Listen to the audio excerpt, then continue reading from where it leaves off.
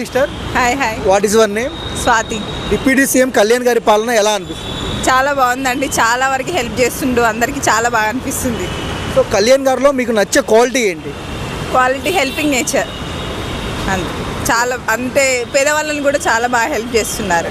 So అంటే మన ఇంట్లో ఎవరికైనా బాగాలేకపోతే ఏం పని చేసినా మధ్యలో ఆపేసి వెళ్ళిపోతాం. అలాంటిది కళ్యాణ్ గారు వాళ్ళ కొడుకు బాగాలేకపోయినా సో ప్రజల కోసం ఉన్నారు. ఎలా అనిపించింది మీకు? చాలా బాగా అనిపించింది. అంటే అందరూ కూడా రాజకీయ నాయకులు అతన్ని ఇన్స్పిరేషన్గా తీసుకోవాలని అనుకుంటున్నాం. సో ఒక హీరో అనేవాడు గెలిచిన తర్వాత ఎమ్మెల్యేగానో ఏదో ఒకటి సినిమాలు చేసుకుంటాడు వెళ్ళి, కానీ కళ్యాణ్ గారు సినిమాలను పక్కన పెట్టి మరి పాలిటిక్స్లోనే ఉన్నారు. ఎలా అనిపిస్తుంది? బాగా అనిపిస్తుంది.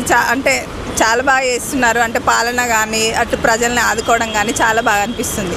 So other real hero. So Kalyan గారు రియల్ హీరో అని ఏ సందర్భాన్ని అనిపించారు మీకు?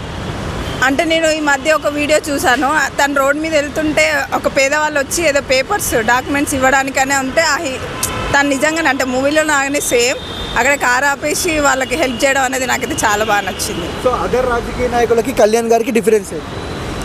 అదర్ రాజకీయ నాయకులు ఎక్కువ ప్రజల్లో ఉండరు, బట్ తను ఎప్పుడు ప్రజల్లోనే ఉంటున్నాడు. కళ్యాణ్ గారి గురించి చెప్పమంటే ఏం చెప్తారు? అంటే హీరో, ఎక్కడైనా హీరోనే. రాబోయే రోజుల్లో సీఎం అవుతాడా? అవుతాడు, మేబీ అవుతాడు, కంపల్సరీ. Thank you.